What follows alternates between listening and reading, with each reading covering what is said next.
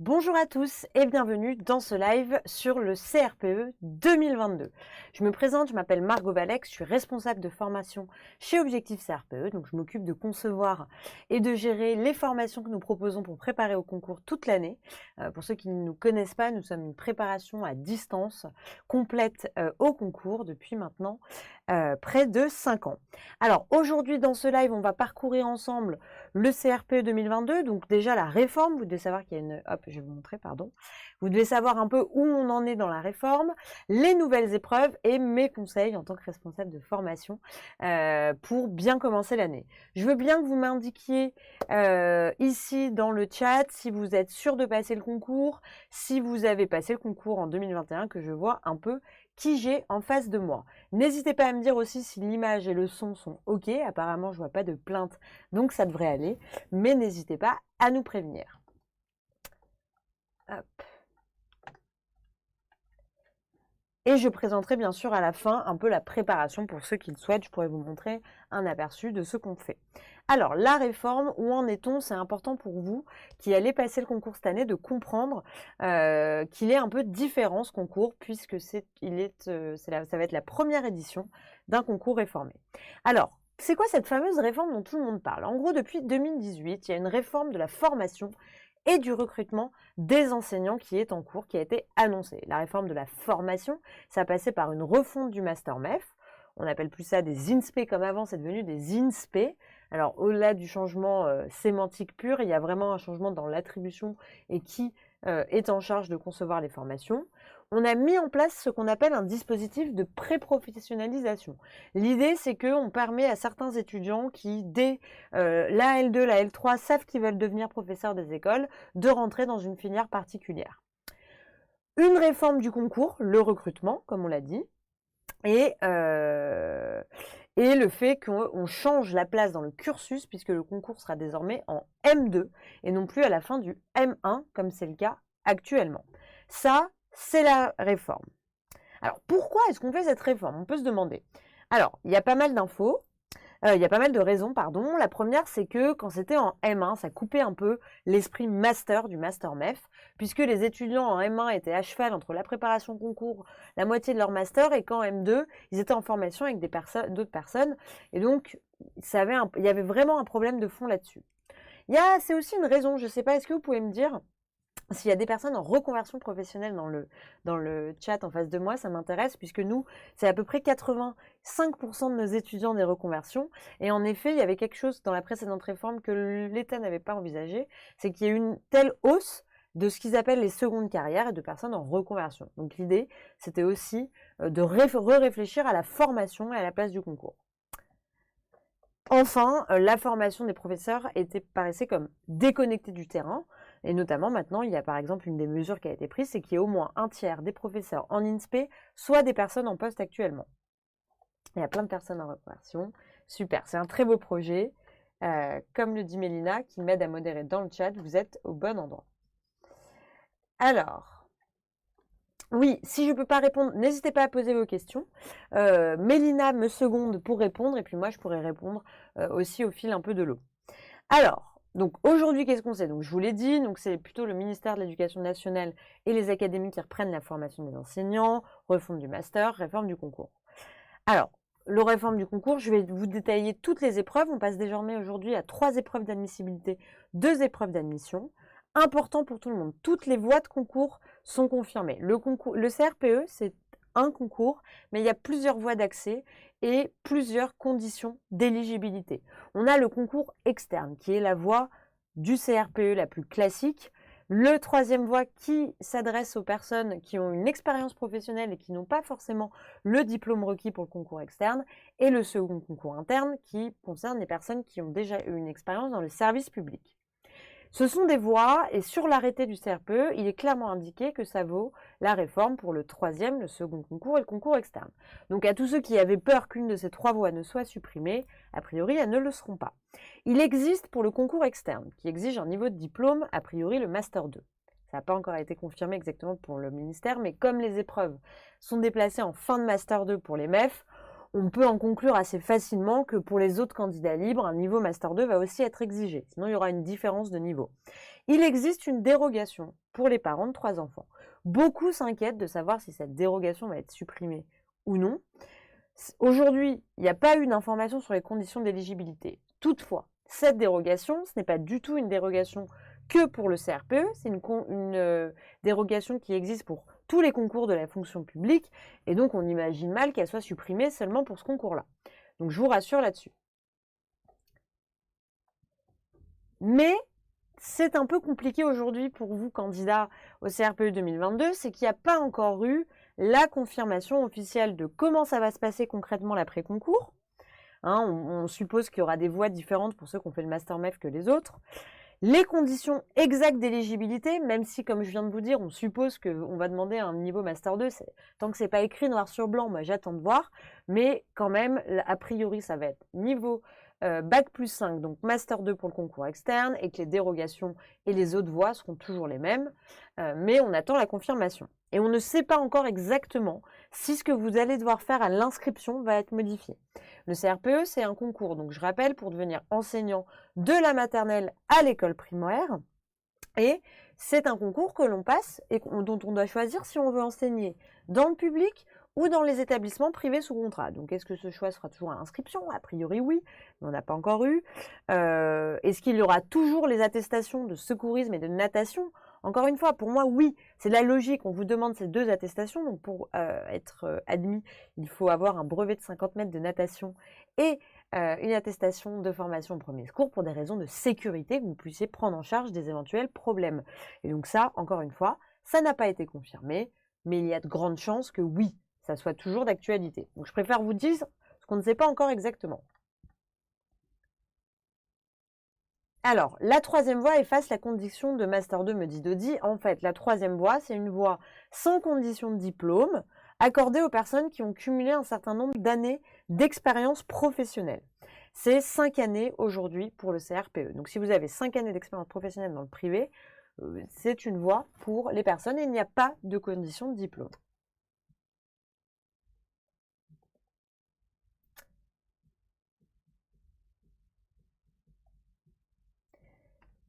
Carlotta me demande, avec Bac plus 3, 3 ans en éducation nationale, peut-on toujours passer le second concours interne? A priori, oui. Pourquoi je dis du a priori tout le temps? Parce que pour moi, qui suis comme Saint Thomas, tant que je ne vois pas écrit noir sur blanc sur le site du ministère où il y a écrit aujourd'hui, les conditions seront reprécisées pour la session 2022, je préfère vous dire a priori. Et le jour où ça sera écrit, je vous dirai oui, c'est sûr.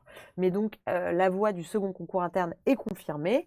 Et aujourd'hui, c'est quoi les conditions? C'est 3 ans, c'est un niveau Bac plus 3 et 3 ans d'expérience dans un service public. Donc je répète, a priori, concours externe, Bac plus 5 obtenu en cours d'obtention, ça c'est ce qu'on imagine, l'hypothèse, dérogation pour les parents de 3 enfants, dérogation pour les sportifs de haut niveau, second concours interne, 3 ans d'expérience dans un service public, 3 ans et un niveau Bac plus 3, et la 3e voie, pas de condition de diplôme, mais 5 ans d'expérience dans le privé. Alors, il faut savoir que la 3e voie n'est pas ouverte tous les ans dans toutes les académies. Je pense à Toulouse, par exemple, qui jusqu'à aujourd'hui le fait une année sur 2. Et ça, vous le savez, en septembre, au moment des inscriptions. Et donc, ça me répond à Nathan qui vient de me poser la question. Les inscriptions, a priori, pour le CRPE, c'est entre septembre et octobre. Voilà pour ça. J'ai oublié de vous dire, ne prenez pas de notes si vous avez besoin. Vous pouvez télécharger mon support, il est en dessous. Voilà, vous avez juste à remplir un petit formulaire, me dire comment vous trouvez le live et vous pourrez avoir tout le support de présentation. Alors, je rappelle aussi que le CRPE, avant de passer sur les nouvelles épreuves, c'est un concours de recrutement académique. Et donc l'idée, c'est que vous allez postuler dans une académie. Vous allez pouvoir vous inscrire à plusieurs académies, mais les épreuves ont lieu tous les ans le même jour, et donc vous n'avez pas le nombre d'ubiquité, vous ne pourrez vous rendre qu'à un seul endroit. Encore une fois, ça c'est ce qui se passe actuellement.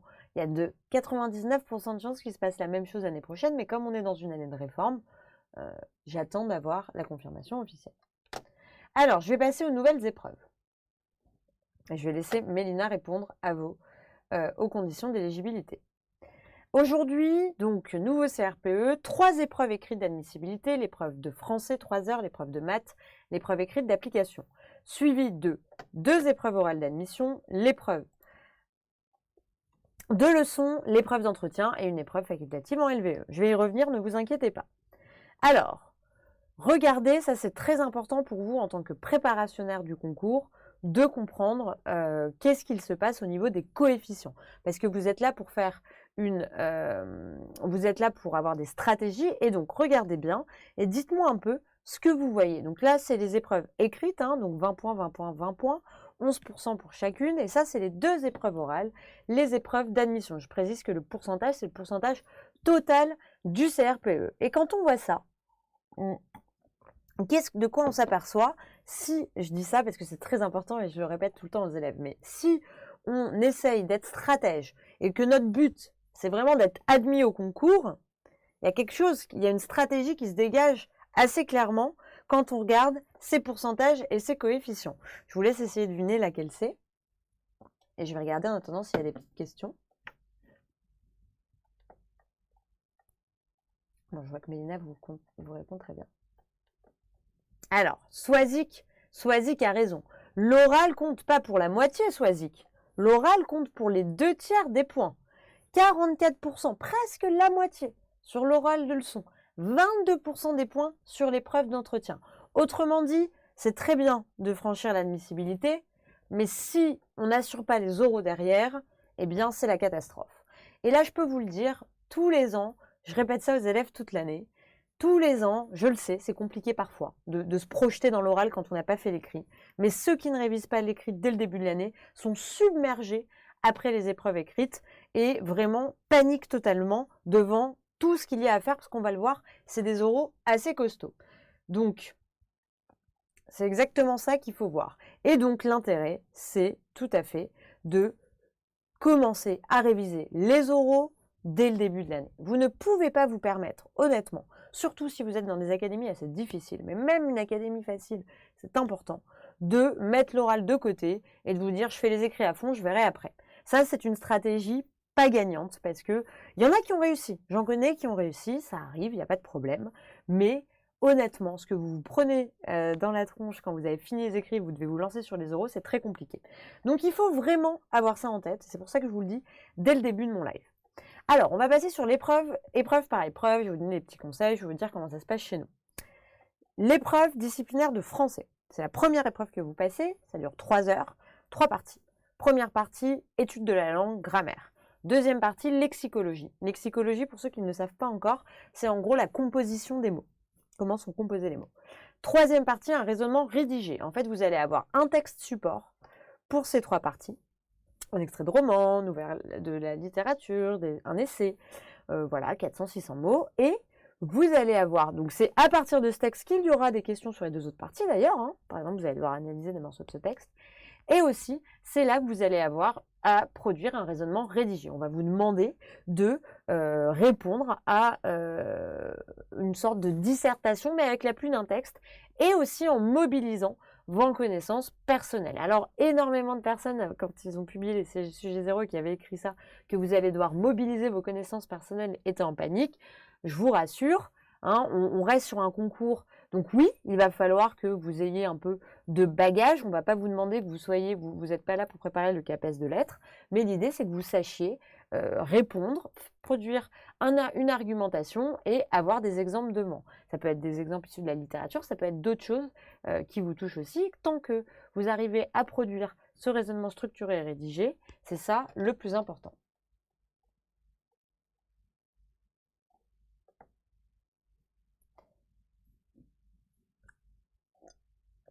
Alors, cette épreuve, c'est une épreuve qui va être hyper longue et donc il va falloir que vous vous entraîniez à la faire, honnêtement.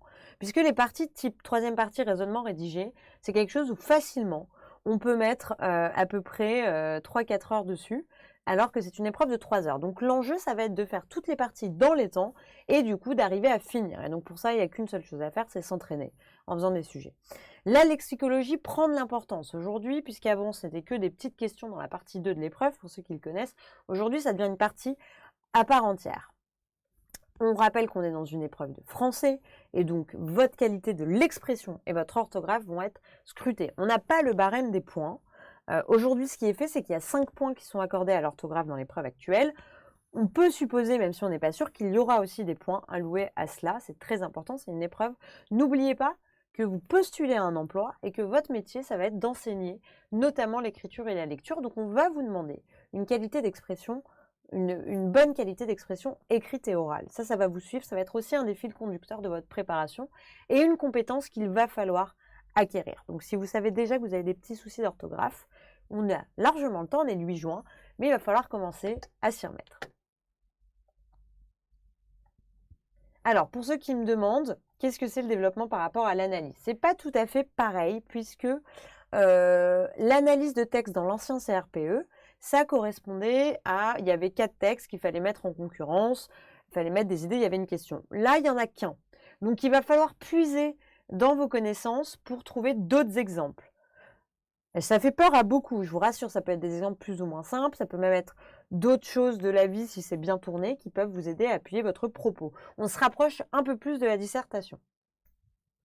Je précise aussi, alors, que le programme, c'est un niveau attendu fin de 3e, sauf en études de la langue, donc là, niveau grammaire, où là, on attend un niveau seconde.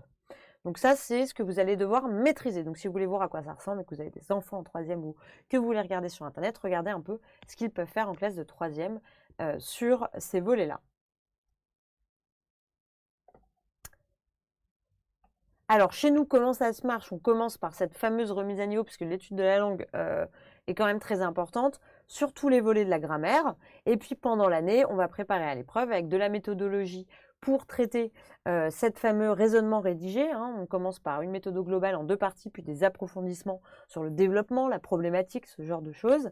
En grammaire, on va revenir sur les points centraux du programme en live, bien sûr. Pour vous entraîner, je vous ai dit, l'entraînement, c'est la clé. La difficulté pour des candidats réformés, mais c'est pareil pour tout le monde. C'est ça que il ne faut pas vous oublier. Oui, c'est stressant parce que vous êtes dans une période où le concours est réformé, donc il n'y a pas d'annale en tant que tel, il n'y en a pas. Il y a 2 sujets zéro qui ont été publiés. Le lien d'ailleurs est dans ma fiche, qu'il faut que vous regardiez, ça c'est très important, mais c'est tout.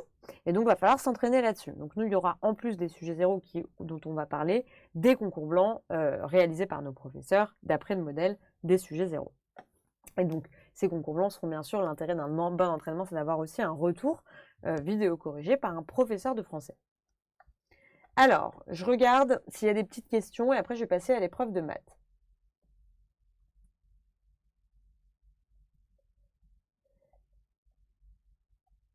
Alors, la limite d'âge, il y en a quand même une, Annie. Il ne faut pas avoir dépassé l'âge du départ à la retraite. Une précision. Pour passer le concours. Mais tant que vous êtes en dessous, c'est bon.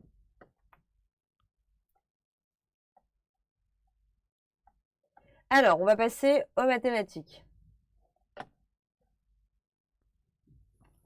Les mathématiques, c'est l'épreuve qui ressemble le plus à celle que vous avez eue cette année. C'est celle qui a le moins changé, pour ceux qui l'ont passée. C'est 3 heures. Il y a au moins 3 exercices indépendants. Dans le sujet 0, il y en avait 6. Et là, on demande un niveau fin de 3e et seconde pour la partie nombre et calcul. Donc là, il faudra aller, c'est un peu plus poussé pour cette partie-là. Donc on est fin de 3e, début seconde, milieu de seconde pour celui-là. Et donc, Caroline me dit, est-ce que des annales vont sortir? Non. Les annales, c'est ce qui s'est passé les années d'avant. Donc, il n'y aura pas d'annales. Alors après, il y a des éditeurs ou des organismes comme nous qui allons proposer des sujets originaux, mais il n'y aura pas d'autres sujets officiels que ceux qui sont sortis là, les sujets zéro. Alors, le programme de maths, donc je vous ai dit, c'est à peu près la même chose. C'est vraiment pareil que les parties 1 et 2 du CRPE actuel. Et donc là, il va falloir très vite se remettre dans les mathématiques, remaîtriser à nouveau les bases pour pouvoir se perfectionner. Donc chez nous, on commence par de la remise à niveau, on va revoir les bases de la géométrie, du calcul, tout ce genre d'éléments pour pendant l'année approfondir jusqu'à ce fameux niveau seconde. Même chose que pour le français, on va avoir 3 concours blancs pour s'entraîner et un retour par un prof de mathématiques cette fois-ci. Et donc ceux qui me demandent s'il existe des livres pour cette nouvelle épreuve, a priori je crois qu'ils vont être publiés plutôt cet été, les nouveaux les nouveaux manuels. Mais je vous reprécise encore ça vraiment, hein. N'oubliez pas que c'est un peu la galère pour tout le monde. Tout le monde est au même niveau, personne n'a d'annales, personne n'a de rapport de jury sur ces épreuves. Donc, ça peut être un peu stressant, mais tout le monde est logé à la même enseigne. Donc voilà, on va devoir tous faire avec ce qu'il y a. Et du coup, effectivement, il va falloir s'appuyer sur des nouveaux sujets, des exercices de type 3e seconde pour les mathématiques, pour le français, pour s'entraîner. Et donc, nous, on propose pour répondre à Marion, il y a 3 sujets inédits en mathématiques, 3 sujets inédits en français. Ça, c'est ceux qui sont corrigés individuellement. Et après, pendant les cours, on va refaire d'autres nouveaux sujets, autres que les sujets 0, parce que ceux-là, je pense qu'ils vont être bien analysés. Donc ça, c'est les 2 premières épreuves écrites. J'ai oublié de vous dire qu'elles sont toutes les 2 notées sur 20 points et qu'une note éliminatoire existe si vous avez 5 ou moins. Et c'est coef1, donc encore une fois, 11% des points. Ça, c'est la classique, on ressent encore bien le CRPE actuel. On passe à une nouvelle épreuve qui en fait peur à beaucoup, c'est l'épreuve écrite d'application. Cette épreuve écrite, c'est une 3e épreuve d'admissibilité. Elle fait peur à beaucoup, mais on va la décortiquer ensemble. Je vous invite très fortement, moi mes sources pour ce live, c'est l'arrêté sur la réforme et les sujets 0. C'est une mine d'or. Et d'ailleurs, on fait un live le 22 juin, dans 16 jours, avec notre prof qui va faire les cours pour cette matière, où elle décryptera pour vous les sujets 0. Donc n'hésitez pas, on sera aussi sur Facebook. Alors, c'est à 18h30, je crois. Donc ça, il y a 3 heures. 3 heures, vous avez un sujet. L'objectif, c'est de voir, ça c'est ce qui est écrit sur l'arrêté, mais on va l'analyser ensemble, apprécier la capacité du candidat à proposer une démarche d'apprentissage progressive et cohérente en montrant une maîtrise disciplinaire. Vous allez avoir à votre disposition un dossier avec des travaux issus de la recherche et ou des documents pédagogiques. Le jour J, vous avez 3 sujets. Histoire géo EMC, art ou sciences. Vous choisissez, vous traitez un seul des 3. Et là, vous allez devoir faire de la conception et ou de l'analyse de séance dans le cycle 1-3 pour la science, pour l'histoire et pour les arts. C'est la même chose, c'est de la conception et ou de l'analyse de séquences ou séances pédagogiques. Pour les arts et l'histoire géo EMC, ils vont être sélectionnés 2 composantes parmi ces 3. Et le jour J, vous allez avoir par exemple histoire et géo, éducation musicale et art visuel. Ça, c'est pour les 3 domaines. En gros, concrètement, comment ça va se passer. Qu'est-ce qu'on va vous demander? Je vous invite à regarder ces fameux sujets 0, mais qu'est-ce qu'on voit? Beaucoup ont énormément stressé sur les connaissances disciplinaires, il va falloir tout revoir. Alors oui, il va falloir une appétence pour un domaine. Par exemple, géographie, il faudra savoir lire une carte. Les sciences, il faudra savoir lire une formule chimique. Si vous détestez les chiffres, vous n'allez pas prendre sciences. Ça, c'est évident. Maintenant, quand on regarde les sujets, ça représente très peu de questions. Et clairement, c'est des questions, on le voit, ça n'a pas compté beaucoup de points. Il n'y a pas le barème, mais c'est des mini-questions, il y a une seule réponse, c'est des questions à 1 point 0,5. Non, non, non, c'est pas ça le cœur de l'épreuve. Et les connaissances disciplinaires, oui, il faudra en relire, il faudra, je vous ai dit, une appétence, savoir par exemple, en histoire, qui a gagné la Seconde Guerre mondiale, des choses comme ça. Mais il y aura beaucoup de connaissances dans les documents supports qui vont vous aider. Et surtout, le cœur de l'épreuve, ça reste la didactique. Ça reste comment on enseigne chacun de ces domaines du cycle 1 à 3. Donc ça, c'est très important de le comprendre. Parce que c'est plus facile de se lancer dans de la remise à niveau, d'aller sur du disciplinaire, mais le cœur de l'épreuve, ça va être ça. Comment l'histoire est enseignée en cycle 1? Ah bah tiens, en fait, en cycle 1, il n'y a pas de l'histoire. Ça, c'est se repérer dans le temps. Ça, c'est quelque chose que vous allez apprendre. En cycle 2, comment ça s'appelle? En cycle 3, c'est là le seul cycle où apparaît le mot histoire. Mais il y en a avant, sous d'autres noms, et enseigné de différentes façons. Et donc, il faut comprendre ce genre de choses. C'est ça qu'il va falloir voir, comment c'est traité dans les programmes, comment on fait une séance en histoire, en sciences. En sciences, par exemple, il y a toujours une dimension expérimentale, une démarche expérimentale à mettre en place. Ça, c'est un élément important. Pour les arts, ça va être une démarche créatrice qui va être au cœur. Voilà, ce genre de choses et de vocabulaire et de façon de faire concrètement, c'est ça le cœur de l'épreuve avec des questions. Donc, je ne sais pas si c'est clair là-dessus. Alors, vous me demandez quand est-ce que les 2 composantes sont déterminées pour l'histoire géo EMC. On ne sait pas. On ne sait pas si vous allez le savoir en amont ou pas. Ça, c'est une inconnue. Alors, sur la stratégie pour cela, ça n'a pas encore été publié. Alors, quelle stratégie faire? À mon avis, vous ne le saurez pas le jour de la rentrée. Donc, vous allez commencer vos révisions sans savoir les composantes parmi les 3. Ça, c'est presque évident. Et ensuite, comment on fait? Pour moi, il y a 2 stratégies. J'ai peu de temps. Et j'ai peu de temps où vraiment j'ai une prédominante de par ma vie passée. Je sais pas, je suis un ex-scientifique. J'étais géographe. J'ai fait des études d'art. Bon, bah là, il n'y a pas photo. On va à fond sur un domaine. Et si vous avez peu de temps, il n'y a pas le choix. Vous n'avez pas le temps, vous n'allez pas tout faire. Vous en choisissez un avec lesquels, encore une fois, vous avez une certaine, des éléments qui vous attachent à ça, ou une petite sensibilité pour l'un des 3. Bon, je sais qu'on n'est pas tous passionnés de MC, mais voilà, l'idée c'est d'essayer de regarder un peu. Vous pouvez regarder les sujets zéro pour voir s'il y en a qui vous parlent plus que d'autres, par exemple. Et vous en choisissez, vous allez à fond sur un. Ça, c'est la stratégie numéro 1 que beaucoup vont suivre. La stratégie numéro 2, qui peut faire aussi sens, ça serait, bon, j'ai du temps, je m'y connais un peu, je vais réviser 2 de ces 3 groupes de domaines. Voilà. Comme ça, le jour J, je me laisse le choix. Ça peut être 3. 3, ça commence à faire beaucoup de choses. Je pense qu'il vaut mieux se restreindre pour se donner le choix entre 2. Parce que c'est vrai que si on prend la stratégie, je fais que sur un, si le jour J, ça ne nous parle pas, on ne pourra pas se reposer sur les autres. Donc voilà, c'est un choix que vous allez faire, que vous n'allez pas faire à l'inscription, que vous allez devoir faire le jour du concours. Donc ça, c'est important. Donc il faut savoir comment sont enseignés ces domaines du cycle 1 à 3. Et comme on l'a dit, les connaissances disciplinaires devraient être du niveau 3e. Donc vous pouvez regarder ce qui est enseigné au cycle 4 dans ces épreuves. Mais encore une fois, le cœur, c'est la didactique. Donc il faut faire ça en priorité.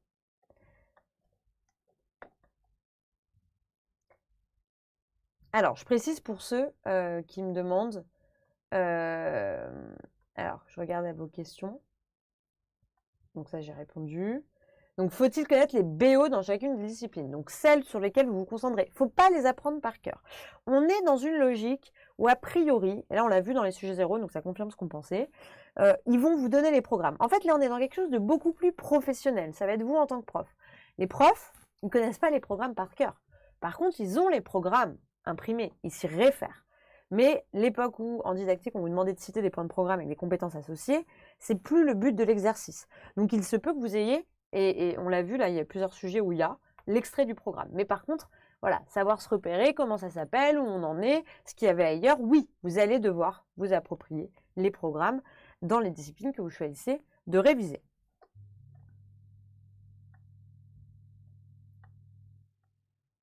Alors, voilà. Alors, comment ça se passe chez nous pour cette fameuse nouvelle épreuve? Déjà, je vous ai dit, on a un tronc commun didactique. Dans tous les domaines, on va devoir apprendre à faire, vous allez apprendre à faire la même chose, comment on construit une séquence, comment on construit une séance. Là, il y a des invariants, il y a des choses n'importe où. En fait, c'est le métier de prof. Donc ça, c'est la base et vous allez devoir l'apprendre et ça va vous servir pour l'oral. Puisqu'il y a une des 2 épreuves, l'épreuve de leçon, j'y reviendrai, où vous allez devoir faire la même chose. Donc c'est lié. C'est lié. Une fois qu'on a compris cette logique-là, ça sera plus facile. Ensuite, je vous l'ai dit, l'important c'est comment sont enseignés chacun des domaines. Donc là, on va faire des cours pour vous expliquer tout cela et des entraînements par cycle avec des sujets traités en live. Bien entendu, vous avez aussi de l'entraînement avec 3 concours blancs, des sujets qu'on va produire nous, on va pas reprendre les sujets zéro, pareil, séminaire, vidéo, correction. On donne accès à tout parce que je vous ai dit, il y a plusieurs stratégies possibles et donc vous aurez accès à tous les cours. À vous de faire le choix selon les critères que je vous ai dit, votre temps, votre intérêt, votre parcours antérieur, sur celui ou ceux sur lesquels vous souhaitez vous concentrer. Ça, c'est l'épreuve d'application. Donc, elle vaut 20 points. Elle vaut 20 points. Et elle est coefficient 1. Donc, elle vaut autant que français et mathématiques. Ne l'oubliez pas. Cette épreuve fait beaucoup peur. À chaque fois que j'en parlais aux profs, je leur disais, n'oublions pas, c'est 11%. C'est autant que français, c'est autant que maths. Alors, c'est des points, il ne faut pas la négliger. Mais ça la ramène à son niveau. Et donc, Stéphanie, pour répondre à ta question, mais la didactique de français, maths et dossier, c'était connaître les programmes jusqu'au cycle 3, pas cycle 4. Alors, attention, c'est là où vous vous mélangez un peu. Il faut connaître comment c'est enseigné jusqu'au cycle 3, ça ne change pas. Par contre, le niveau des connaissances, un peu comme pour français, maths, c'est un niveau 3e. En gros, l'idée, c'est de tester si tu es capable d'enseigner ces domaines, toi, l'année prochaine. C'est ça leur but à eux. Et pour enseigner en CM2, tu as besoin d'avoir un peu plus de connaissances que le niveau CM2. Sinon, c'est plus compliqué d'expliquer. C'est comme en français, comme en maths. On vous demande un niveau 3e en maths, parce que si vous restez au niveau CM2 pour enseigner en CM2, ça va être un peu juste. Donc, c'est ça l'idée. Donc, niveau disciplinaire, plutôt 3e, mais encore une fois, ce n'est pas du tout le cœur de l'épreuve. Quand vous regardez les questions, il y en a très peu des connexions pures disciplinaires, et souvent, les réponses sont dans le document, en fait. Donc vraiment, ça va pas être temps, il ne faut pas vous mettre à réviser, à apprendre par cœur tous les rois de France. Ça ne sert pas. Mais voilà, avoir un peu des idées des grandes séquences limites de l'histoire, de repérer une carte pour la géographie, de savoir lire voilà, une formule chimique, il y a une question dans une longue formule chimique, repérer la formule de l'eau. Donc pour ceux qui le savent un peu, ça se voit, c'est H2O, c'est le genre de choses qui peuvent être demandées. Mais, encore une fois, c'est très peu de points par rapport au reste qui, là, va beaucoup compter. Donc stratégiquement, on commence par la didactique. Et de toute façon, à travers ça, on va revoir des connaissances disciplinaires, bien entendu. Je vous invite, si vous voulez savoir à peu près ce que vous devez savoir maîtriser, sur Eduscol, il y a des documents d'accompagnement qui vous résument un peu les connaissances à avoir jusqu'au cycle à avoir dans ces domaines. Voilà pour l'épreuve d'application. Donc là, l'idée, c'est que vous passez les 3 épreuves. Comment ça se passe, hein? Donc, on passe les 3 épreuves. Un délai se passe et là, on a les résultats d'admissibilité. Il y a les admissibles, eux, ils voient leur nom sur une liste, ils savent qu'ils vont passer les oraux. Les non admissibles ne sont pas sur la liste et reçoivent leur relevé de notes. Les admissibles n'ont pas leur note. Ils passent ensuite l'oral. Là, il y a 2 épreuves orales. Les épreuves orales, il y a la fameuse épreuve orale de leçon, celle qu'on a vue qui comptait 44% des points quand même. Donc ça, c'est la grosse épreuve. Et ça, faut pas la laisser de côté, parce que c'est de la didactique de français et maths, et ça va être costaud ce qu'il y a à apprendre. Donc, vous avez 2 heures de préparation pour cette épreuve, 1 heure de passage. Donc une épreuve de 3 heures en tout. Elles sont un peu plus courtes cette année, les épreuves, parce qu'aujourd'hui, quand on voit les 5 heures de l'EPSCSE, là, c'est quand même plus court. L'objectif, vous allez devoir concevoir et animer une séance d'enseignement en français et en mathématiques. Vous allez devoir, voilà ce que vous allez devoir. Donc vous allez avoir 2 sujets tirés au sort, un en français et en maths, avec un dossier d'au plus 4 documents. Donc vous pourrez avoir des extraits de programme, je vous disais, hein, des circulaires, des extraits de guides, des productions d'élèves. Et à partir de ça, vous allez produire et présenter ce que vous feriez dans une séance. Alors bien sûr, on va regarder le détail du temps. On ne va pas vous demander de faire le travail que vous faisiez pour le dossier de mise en situation professionnelle pour ceux qui le connaissent. Ce n'est pas du tout le but de l'exercice, mais voilà. Vous avez 2 heures pour préparer ces 2 sujets. On commence par le français, là en 10 à 15 minutes. Donc voilà, il y a ce moment. Vous présentez comment vous répondez au sujet. Alors, il n'y a pas eu de sujet 0 pour cette épreuve. On ne sait pas s'il y en aura. Sur les épreuves orales, c'est très rare qu'il y ait des sujets 0. Donc, ce qu'on fait, nous, pour se baser, pour vous expliquer, entre 2011 et 2013, le CRPE, oui, à l'époque, il y a eu une réforme pendant 2 ans, avait une épreuve orale de didactique de français et de maths. Et donc, même si ce n'est pas exactement la même chose, c'est ce qui est le plus proche. Donc, nous, on a un peu regardé ce qui se passait. Et donc, voilà, on va vous demander de préparer une séance sur tel... en le structurant, bien sûr, avec où on en est dans le cursus de l'élève. Hein. On ne va pas vous dire une séance sur l'oral. Enfin, on va vous dire c'est en grande section, c'est à la fin de l'année, c'est au début de l'année. Voilà, il y aura quand même des précisions et des documents d'accompagnement. Donc là, 10 à 15 minutes pour exposer ce que vous ferez. Sur le reste du temps, dans les 30 minutes dédiées au français, un entretien avec le jury. Et on enchaîne, on fait exactement pareil sur les maths. Donc ça, c'est important d'avoir ça. Du coup, ayez en tête quand même ces 2 heures de préparation, 30 minutes, 30 minutes. Donc on ne va pas vous demander de faire une thèse là-dessus pour vous rassurer, mais il va falloir quand même connaître toutes les bases de la didactique français-maths et comment on conçoit et on anime une séance. Alors là, je sais que ça fait peur à ceux qui ne connaissent pas, mais ça s'apprend. Je vous rassure, et encore une fois, ça fait le lien avec l'épreuve écrite où ça va être la même logique. Donc vous allez pouvoir capitaliser sur les deux. Moi, les professeurs chez nous qui ont vu cette réforme étaient assez contents, entre guillemets, parce que c'est quelque chose qui se rapproche beaucoup plus du métier de prof et donc de ce qu'ils font tous les jours. Et aussi, c'est beaucoup plus logique. Encore une fois, réciter des compétences par cœur, c'était pas vraiment intéressant. Là, on va vraiment essayer de creuser si vous êtes, en gros, si vous savez un peu comment vous allez devoir travailler à la rentrée. Donc, comme je l'ai dit sur les sujets, c'est explicitement situé dans le cursus de l'élève. Et vous pouvez aussi avoir des connexions disciplinaires dans l'entretien, c'est écrit. Donc voilà, il y a les français et mathématiques, vous aurez eu bien une bonne formation pour les épreuves écrites d'admissibilité, donc je suis sûre que vous saurez très bien répondre. Donc dans les documents du dossier, il y aura des supports pédagogiques, des extraits de manuels, donc vous n'êtes pas complètement sans rien, hein, il y a quand même des docs pour vous appuyer et qui vont vous servir. Donc, les conseils, évidemment, je vous ai dit, les compétences de français et de maths que vous aurez revues toute l'année, voilà, il faudra peut-être se faire un petit rappel, relire un peu ces copies. Là, on va vraiment, c'est en gros la répétition, est-ce que, voilà, les fondamentaux. Pourquoi il y a cette épreuve, hein, c'est parce que l'enseignement du français et des maths à l'école, c'est vraiment au cœur de la politique de Blanquer, hein, l'enseignement des fondamentaux. Et donc, l'idée, c'est de regarder un peu ce que ça donne. Évidemment, il faudra connaître les programmes, pas par cœur, mais savoir voilà, où on se constitue, qu'est-ce qu'ils font avant, qu'est-ce qu'ils font après, quel est le lien, qu'est-ce qu'ils font à ce niveau-là. Donc oui, la connaissance des programmes, ça sera indispensable. Nous, c'est un des premiers cours. Cette année, on a même dédoublé le cours. Il y a maternelle, puis cycle 2 et 3 sur les programmes, et on va en reparler toute l'année. C'est le cœur des épreuves. Voilà pour ça.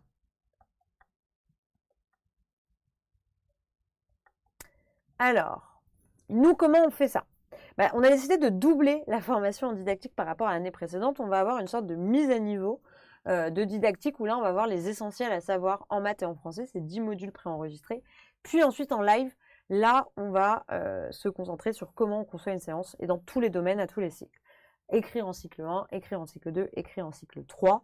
Et au fur et à mesure, ça va vous permettre d'apprendre à traiter des sujets. L'entraînement pour une épreuve orale, c'est de l'oral. Donc, vous aurez 2 simulations orales. Des simulations orales où vous verrez des camarades passer et être décryptés. C'est assez formateur. Et bien sûr, des cours sur les programmes. Je vous ai dit, une partie du tronc commun didactique de l'épreuve d'application servira pour cette épreuve de leçon. D'ailleurs, je me suis trompée dans le sous-titre, regardez en haut, parce que je pense que je voulais remettre ça.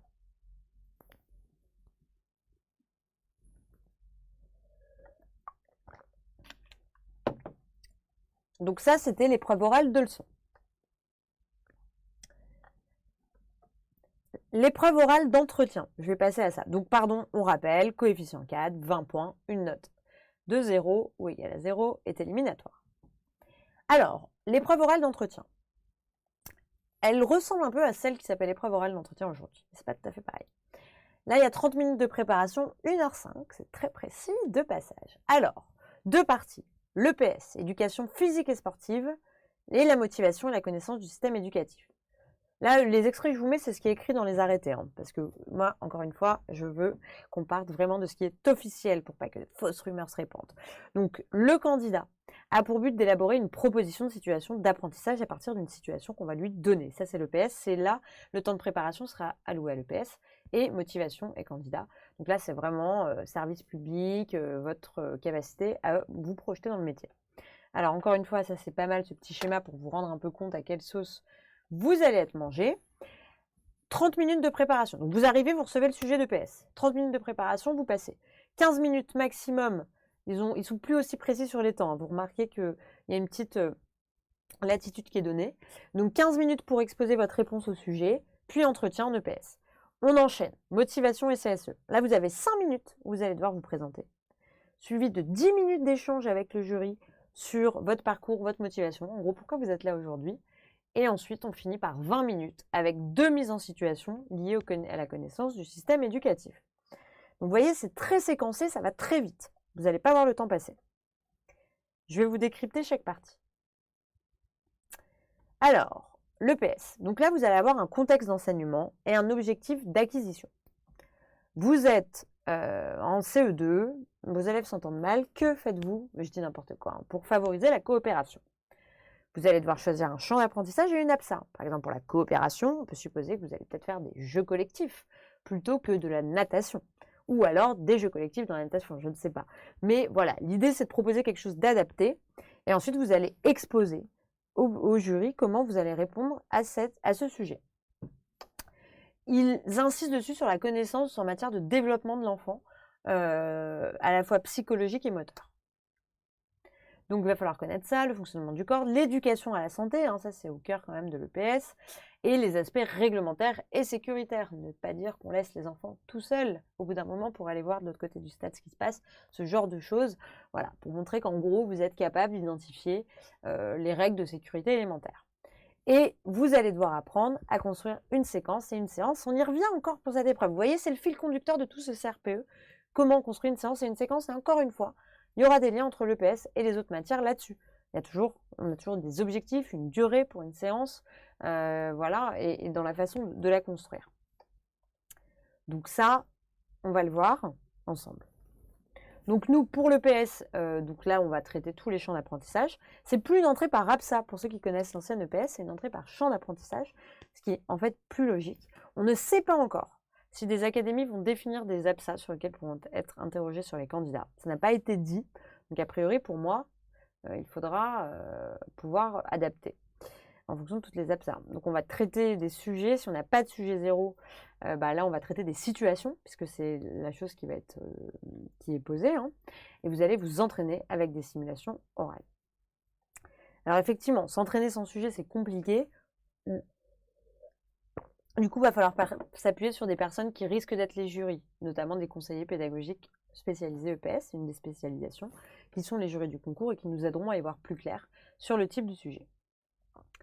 Donc ça, c'était pour l'EPS. Donc c'est de l'EPS théorique, en gros, c'est comment on enseigne l'EPS à l'école et pourquoi. C'est un peu ça qu'on essaye de vous tester pour voir si vous avez compris. Beaucoup vont dire, pourquoi on me demande ça, je suis PE. Oui, mais PE, dans beaucoup d'écoles, il y a cette préparation de l'EPS. Et même l'Académie de Paris, où il n'y a pas l'EPS fait par les professeurs des écoles, parce qu'il y a un statut spécial, ils ont cette épreuve, comme tout le monde. Voilà, ils doivent savoir construire une séquence et une séance d'EPS et connaître les connaissances de base sur l'EPS. Alors, on va passer sur la motivation. Stéphanie, pardon, donc on doit tout connaître pour tous les champs d'apprentissage, pour toutes les APSA. Alors, c'est une entrée par champ d'apprentissage, il faudra voir quelles APSA. Après, vous n'allez pas avoir une des connaissances des APSA aussi profondes, complètes que vous avez eues aujourd'hui.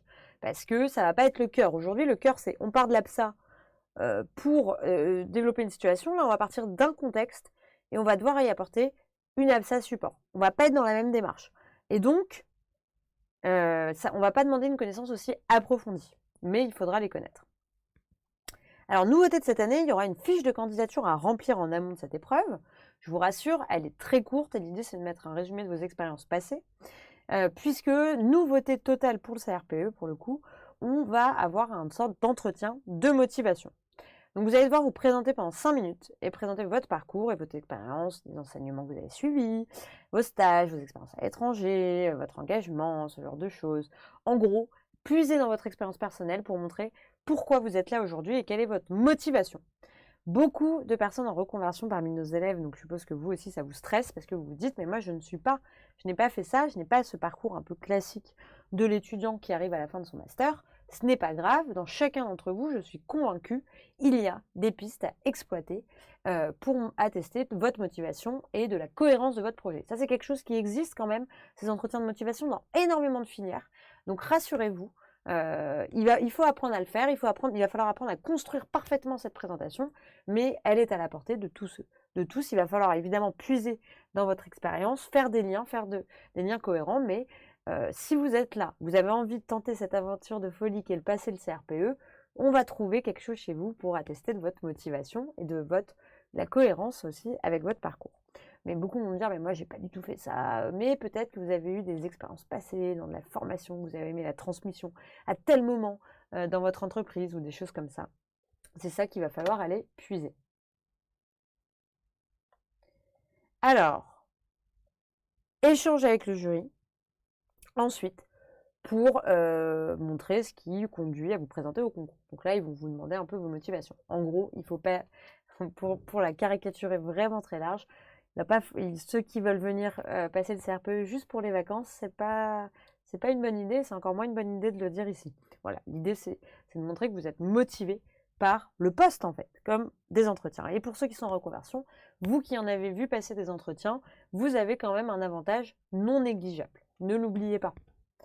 Alors, il y a des règles, on passe un entretien dans le cadre de la fonction publique, mais quand même, ça revient à peu près à la même chose, hein.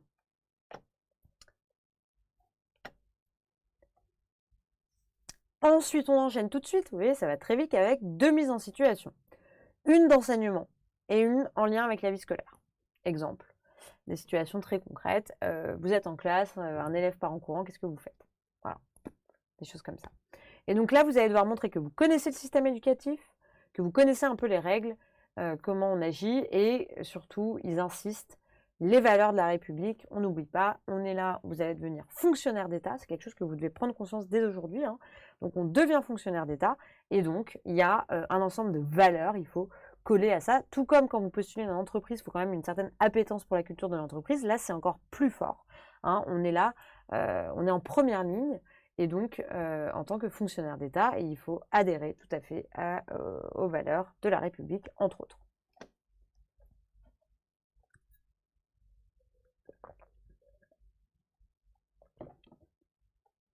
Alors, donc nos conseils. Effectivement, vous allez devoir travailler vos 5 minutes parfaitement chronométrées, et là, vous avez toute l'année pour les roder, mais il va falloir le faire. Les grands classiques de la CSE, donc on a l'impression que la CSE devient moins importante puisque le temps alloué est moins présent. Il n'y a plus ce dossier de 5 pages, mais du coup, il va falloir avoir les connaissances, hein, il n'y a plus le dossier pour vous appuyer. Donc quand même, il va falloir travailler la CSE et travailler les grands principes, ça c'est évident, la laïcité, les valeurs de la République, les droits et les devoirs du fonctionnaire, les difficultés, tout ce genre de choses, ça va être au cœur. Bien entendu, vous devrez avoir la posture de l'enseignant. Je vous invite tous à aller consulter le référentiel de compétences du professeur des écoles. C'est une des premières choses qu'on fait en cours, que ce soit en didactique ou en CSE. C'est votre fiche de poste. Hein, n'oublions pas que c'est un concours de recrutement. Vous postulez, c'est pas un examen, hein, c'est un concours de recrutement.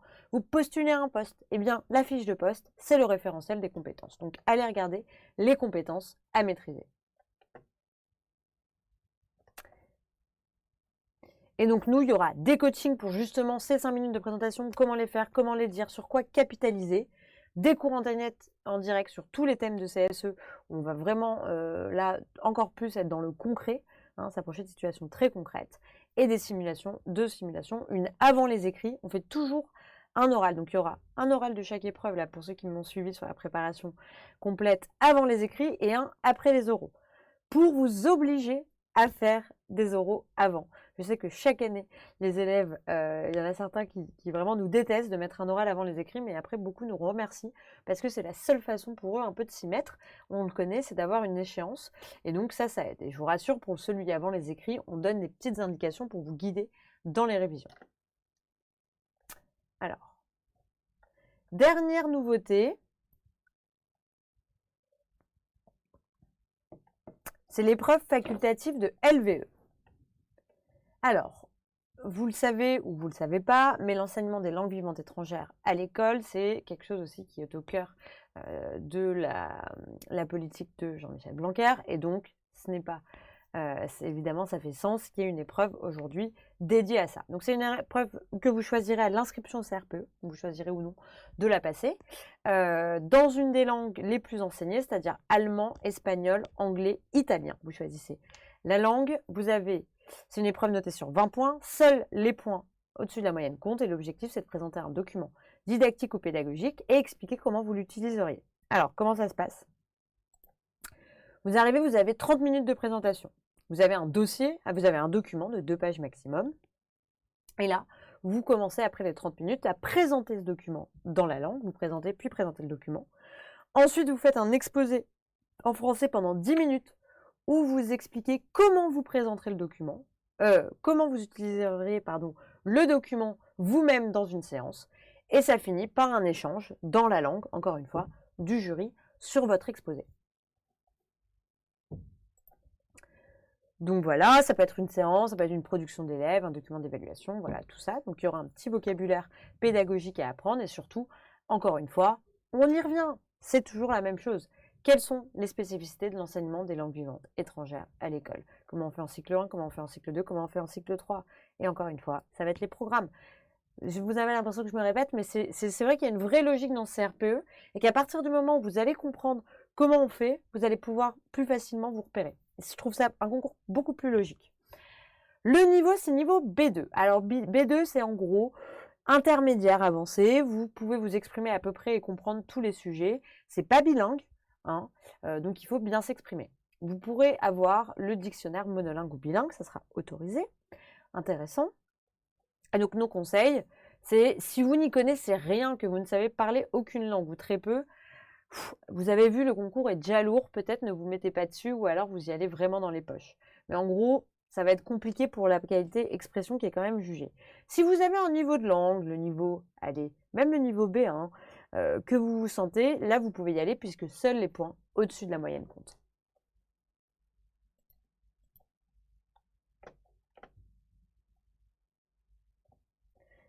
Et j'en profite pour répondre à une question d'Estelle avant de passer à notre préparation à laquelle je n'avais pas répondu, qui me demandait si nous souhaitions enseigner dans le privé. Est-ce que nous serons considérés comme fonctionnaires d'État? Alors, l'État sera ton employeur, tu seras rémunéré par l'État, mais tu ne seras pas considéré comme fonctionnaire. C'est un contrat un peu spécial. Alors, nous, notre préparation, elle n'est pas encore en ligne. Ce sera une préparation à prendre à part et qui sera disponible cet été. Là, l'idée, c'est qu'on va faire ensemble la didactique des langues, comment on enseigne ces langues à l'école maternelle et à l'école à chaque fois je me trompe, élémentaire. Il n'y aura pas de cours de langue. On ne va pas vous remettre à niveau en anglais, en espagnol, en italien, en allemand, parce qu'on estime que ça, c'est quelque chose, il faut vraiment que vous vous concentriez pour l'avoir et il y aurait trop de disparité de niveau. Mais on va nous se concentrer sur la didactique des langues et bien sûr, simulation individuelle avec un futur membre du jury de cette épreuve. Alors, je vais regarder s'il y a d'autres questions, après je vais passer au concert.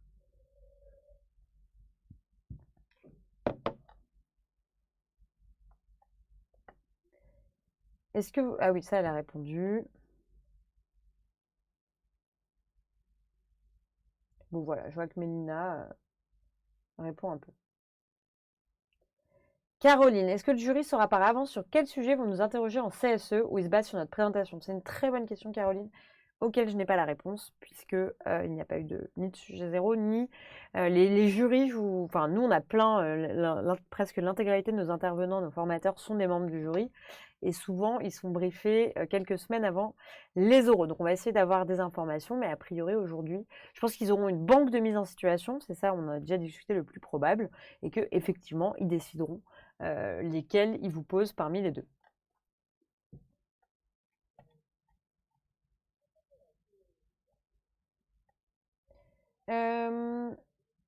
Est-ce qu'il y a d'autres questions? Pour l'épreuve de LVE, le 0 n'est pas éliminatoire. Non, seuls les cours au-dessus de la moyenne tentent. Tout compte. Pour avoir une chance, conseillez-vous de tenter cette option? Je vous ai répondu, ça dépend un peu. Si vous partez de rien, ça va faire beaucoup de boulot pour pas grand-chose à l'arrivée, sachant qu'il y a beaucoup de taf sur les autres épreuves. Et sinon, ça devrait... sinon, vous pouvez tout à fait la tenter. Vous n'avez rien à perdre, entre guillemets, si ce n'est un peu de temps. Donc pour ceux dont le temps est fréquenté, il faut vous poser la question. Alors justement, j'en parlais du temps, je sais que le temps, c'est votre pire ennemi cette année. Vous allez tous être stressés par le temps, surtout si, comme nos étudiants, vous avez une activité familiale, une vie familiale et une vie professionnelle à côté. C'est un sacré challenge que de passer le CRPE, mais c'est tout à fait faisable. J'ai tous les ans des centaines d'élèves qui sont admis, donc c'est faisable, mais il faut bien prendre conscience. Aujourd'hui, ça va vous demander du boulot, ça va vous demander des sacrifices. Donc, il faut que vous vous reconnectiez, que vous soyez sûr d'y aller ou pas. Voilà, ça c'est la première question qu'il faut vous poser. Et ne perdez pas trop de temps à tergiverser, puisque comme je vous l'ai dit, le temps vous est compté. Donc là, en ce moment, vous réfléchissez. J'y vais pas. J'espère que ce live vous aidera à y voir plus clair aussi. N'hésitez pas à regarder, on va faire un live dans 3 semaines, le 29, où on va interroger des PES qui vont témoigner de leur année. On fait ça tous les ans sur nos admis de l'année d'avant. Ça peut vous aider à un peu y voir plus clair là-dessus. Mais il faut vous poser la question, j'y vais pas. Si vous êtes en hésitation, ça va être compliqué pour vous de mettre à bosser à fond. Donc vraiment, c'est la première chose à éliminer. Allez, j'y vais. Et quand vous y allez, on y va à fond. On n'y va pas à moitié. Comme je vous ai dit, on ne se dit pas, je travaille que les écrits pour voir. Et puis je ferai parce qu'on vise, c'est l'admission, c'est pas l'admissibilité, ça tout le monde s'en fiche d'être admissible, ça fait une belle jambe si on est que ça. Il faut être admis et donc on y va à fond. Et la deuxième question, c'est seul ou accompagné. Donc seul, il y en a des gens qui arrivent, c'est tout à fait possible, ça demande une autonomie et une organisation. Accompagné, vous allez vous poser la question de votre organisme. Alors bien sûr, moi j'ai le mien, donc je vais pas faire un comparatif ou commencer à me lancer dans un long discours pour nous vanter, mais c'est une question que vous devez vous poser, comparer un peu ce qui vous plaît moins, et choisissez-le vite, puisque une méthode de travail, ça va vous guider toute l'année. Si vous commencez avec un, puis avec un autre, ou à travailler tout seul, et après que vous reprenez un rythme organisé par quelqu'un d'autre, ça peut vous faire une sensation de perte du temps. Et donc, pareil, si vous êtes sûr d'y aller tout seul, bon, bah, vous y allez tout seul. Si vous hésitez ou vous êtes sûr d'être accompagné, essayez de réfléchir assez rapidement sur ce que vous voulez faire et faites-le. Ça vous fera que gagner du temps. Et enfin, c'est très important, l'important, n'oubliez pas, c'est le jour J. Vous allez commencer à réviser aujourd'hui, ça va être une cata. Je vous le préviens, ça va être dur. Vous allez revoir la géométrie plane en 3e, vous allez vous dire, mais j'y arriverai jamais, je me rappelle de rien. C'est normal. On a oublié, c'était il y a longtemps, et il va falloir réapprendre. Et réapprendre à apprendre, hein, parce que ça fait longtemps qu'on n'est pas étudié, était sur les bancs de l'école, et ça c'est très important aussi, comment on apprend, et de réactiver un peu son cerveau en mode étude. Donc ça demande du temps, et donc il ne faut pas vous paniquer au début. Il y a, comme on le dit souvent, vous arrivez en bas de la montagne, on voit le sommet, ça peut pas sembler décourageant, mais petit à petit, on va avancer. Et il ne faut pas oublier que, oui, vous allez vous prendre des tôles pendant l'année. Moi, les élèves des premiers concours blancs, c'est toujours pas top, mais ce n'est pas grave, puisque l'important, c'est justement de faire toutes les erreurs possibles pendant votre année pour arriver le plus près possible au CRPE. Et j'ai aussi une information de grande importance, vous ne serez jamais prêt, et vu le programme, vous ne saurez jamais tout par cœur. Donc le but, ça va être d'être le meilleur possible et de donner le meilleur de vous-même pour le jour J. Et donc ça, on s'entraîne toute l'année. Alors ensuite, comment on révise concrètement? Alors, encore une fois, vous allez sur c'est quand même un concours qui est long, hein, parce que moi je vous conseille de commencer vraiment là le plus rapidement possible pour l'année prochaine. Donc il va pas falloir, c'est un marathon concours, pas un sprint, donc il va falloir que votre préparation s'insère dans votre vie. Donc identifiez vos contraintes. Et l'idée c'est de vous faire un planning raisonnable pour pas vous décourager. Moi j'estime aujourd'hui, nos élèves ils passent en moyenne 12 heures par semaine à réviser le concours, qu'ils fassent des cours ou avec nous, hein, les cours avec nous compris, plus du travail personnel. Il y en a qui font plus. En dessous, franchement, c'est compliqué. Je préfère vous le dire, surtout que là, donc c'est compliqué. Et donc, il faut avoir ça en tête. Ensuite, comment et quand est-ce qu'on révise? Bah là, il faut identifier vos contraintes. Donc, ça veut dire quoi, identifier vos contraintes récurrentes? Ça veut dire, par exemple, si vous êtes divorcé, vous avez vos enfants une semaine sur deux, eh bien, vous n'aurez pas le même rythme sur les 2 semaines. Ce n'est pas grave. C'est un fait, et donc il faut vous adapter. Le mardi, c'est tennis, et bien le mardi soir, on ne bosse pas. C'est pas grave, il y a les autres jours. Donc ça, c'est très important. On essaye de ne pas réviser plus de 2 heures sans pause et d'alterner les matières. On ne se fait pas des séances d'une semaine de français. C'est un bon moyen de s'en dégoûter. Alors, il y en a qui le font, mais moi, je le déconseille. En plus de ça, alterner les matières, ça permet après de mieux mémoriser. Et bien entendu, on respecte son rythme. Encore une fois, on part sur 1 an. Donc, si vous empiétez dès aujourd'hui sur votre sommeil, sur vos distractions, sur votre vie sociale, ça va vous poser un sacré problème pour tenir sur l'année. Donc ça, c'est aussi important. Le mental au CRPE, c'est aussi important que le reste. Nous, on a beaucoup de cours de coaching là-dessus, de gestion du stress, de gestion du travail, des priorités. Et maintenant, même cette année, nouveauté, des techniques d'apprentissage et de mémorisation, parce que ça s'apprend. Et c'est important d'en parler quand on veut préparer un concours. Et donc ça, voilà, il faut l'avoir en tête. Et donc, non, je ne mets pas ma séance. Regardez, je sais pas. Cette semaine, j'ai plus de place parce que j'ai une grosse semaine de boulot. Ok, bah, je vais me lever à 4 heures du mat pour faire du 5-6 heures. Si vous faites ça dès le début, ça va pas être possible de tenir. Donc tant pis, il y a des semaines où vous travaillerez un peu moins. L'important, c'est d'essayer d'être régulier, donc de faire 30 minutes par-ci, 30 minutes par-là. C'est mieux de faire 30 minutes en gros tous les 2 jours plutôt que 4 heures tous les 10 jours. Mais ça, c'est un conseil.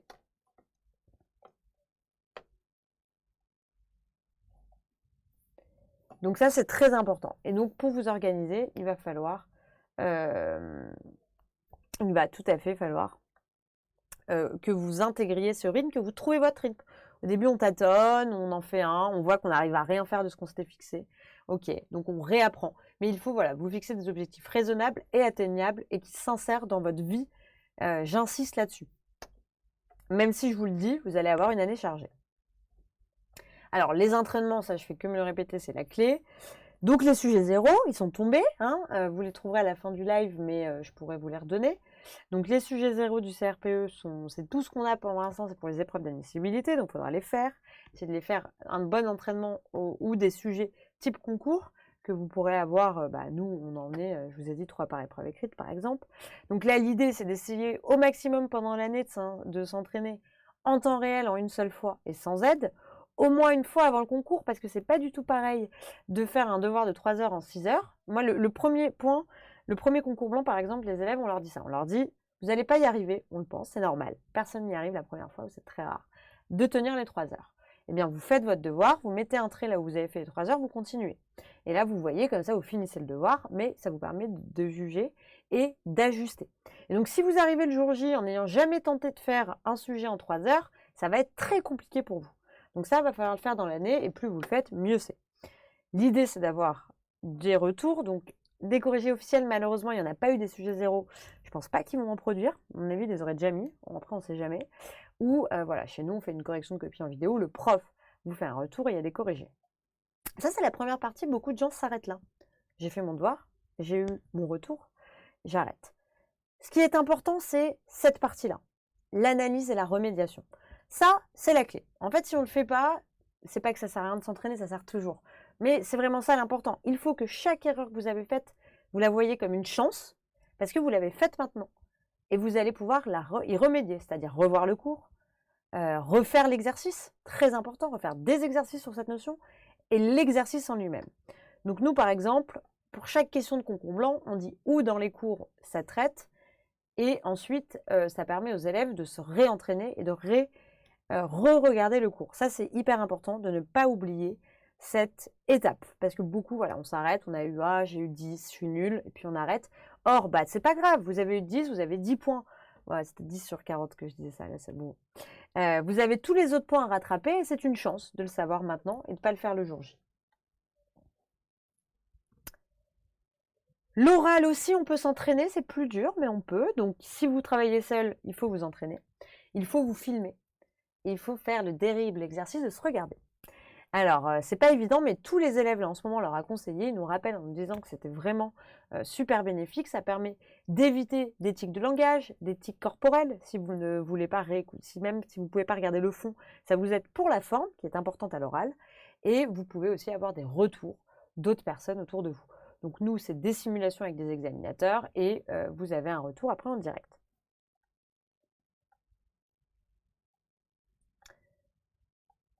Alors, l'importance de l'oral. Donc je vous ai dit, rappel, hein, après, j'arrive, il est quelle heure? 20h, ouais, je vais finir vers 20h30, je pense. Ceux qui ont cours avec Florian sur le palais mental, n'oubliez pas d'y aller. Je ne sais pas s'il y a des magnolias devant moi, de la prépa anticipée, mais j'espère que vous ne raterez pas ce cours pour rester avec moi. Alors, les 2/3 des points se jouent sur l'oral et l'accent est mis sur la motivation. Donc l'idée, c'est que c'est un exercice oratoire que vous allez devoir faire et donc il va falloir avoir des capacités de communication verbale et non verbale. Donc vous exprimez correctement. Si vous savez que vous avez un problème avec ça, l'entraînement. Plus on s'entraîne, mieux c'est. Moi, mes premiers lives, c'était une cata. Aujourd'hui, je ne suis pas toujours hyper fière, mais quand même, je remarque que j'arrive à mieux m'exprimer. Et ça, c'est de la répétition. Je me suis déjà regardée aussi en replay, c'est pas terrible, mais au moins, ça permet d'identifier des axes d'amélioration et de fluidifier son discours. Donc ça, c'est quelque chose que vous allez devoir apprendre. La qualité de votre expression orale, je vous le rappelle, professeur des écoles, maîtrise de l'étude de la langue. Donc si vous savez que parfois vous faites des fautes d'accord ou des fautes d'expression à l'oral, il va falloir aussi que vous appreniez à les corriger. Alors vous pouvez demander le douloureux exercice de demander à vos proches de vous relever les erreurs que vous faites. Je pense que c'est par exemple une très bonne idée. Tout au long de l'année, en un an, vous avez le temps de gommer plusieurs petits défauts qui peuvent rester. Parce qu'on en a tous un peu. Hein. Le non-verbal, voilà, le regard, la voix, la posture. Si vous savez que vous êtes très timide, il va falloir que vous appreniez un peu à vous exprimer en public. Et donc, très important, donc je vous parlais ni timide, donc il ne faut pas que vous soyez timide, mais il ne faut pas que vous soyez trop familier. N'oubliez pas qu'on va être un rendez-vous, c'est des entretiens de recrutement. on vous recrute pour devenir professeur des écoles. Donc, un professeur des écoles, c'est pas quelqu'un qui peut rester à son bureau toute la journée. C'est vous allez être devant une trentaine d'élèves tous les jours, tout le temps, une équipe pédagogique avec vous, des parents d'élèves à gérer. Donc, il ne faut pas être complètement paralysé par la timidité. Il ne faut pas être trop familier. Il faut être aussi garder une certaine mesure, être professionnel. Vous, évidemment, restez positif, pas d'agressivité et pas sur la défensive. Vous allez me dire, c'est logique, qu'est-ce qu'elle me raconte, mais quand on est dans le stress du concours, qu'on a donné toute son année et qu'on y est, les remarques du jury, parfois, ça peut nous atteindre. On est plus sensible, on est fatigué. Ceux qui ont passé les euros cette année, bah non, là, il n'y en a peut-être pas, mais vous le diront, on est à fleur de peau. Et donc, si on ne s'entraîne pas, on peut répondre sur la défensive et être un petit peu agressif. Alors ça passe pas du tout. Il faut être réfléchi. Encore une fois, on n'est pas là, c'est pas un examen, c'est pas un partiel. Hein, on n'est pas là pour chercher le bon élève, on est là pour chercher le bon prof. Ce qu'on va observer, c'est votre posture. Et donc, vous avez le droit de ne pas savoir. Il vaut mieux dire je ne sais pas qu'essayer de dire à peu près une bonne réponse alors que vous dites n'importe quoi. Et prendre le temps de réfléchir. On ne vous demande pas de répondre au tac au tac, c'est pas un quiz. Hein, donc, prendre la réponse du jury, bien réfléchir, et là, faire sa réponse. Et faites preuve de bon sens. Alors, nos élèves en ont marre parce que tous les profs leur disent ça, je vous comprends. Mais c'est vrai que c'est un critère. Parfois, effectivement, il y a besoin d'un peu de logique, d'un peu de bon sens, ce qu'ils appellent du bon sens. C'est par exemple, bah voilà, de ne pas faire courir des enfants de maternelle pendant 3 heures dans votre séquence. Ça peut être ce genre d'éléments qui, en panique, vous stressent, mais en fait, si on réfléchit, il y a quand même une certaine logique dans tout ce que vous allez apprendre.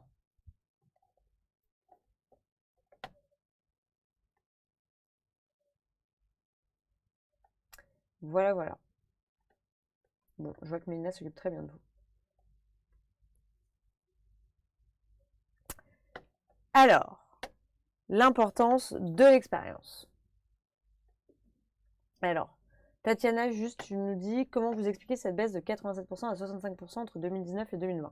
Non, on avait 67% de réussite en 2019 et 63-75 en 2020, je crois. Je ne sais pas d'où vient ce chiffre. Ah, ce que vous disiez, Mélina, c'est qu'il y a eu 80... ouais, voilà. Voilà le taux de réussite global.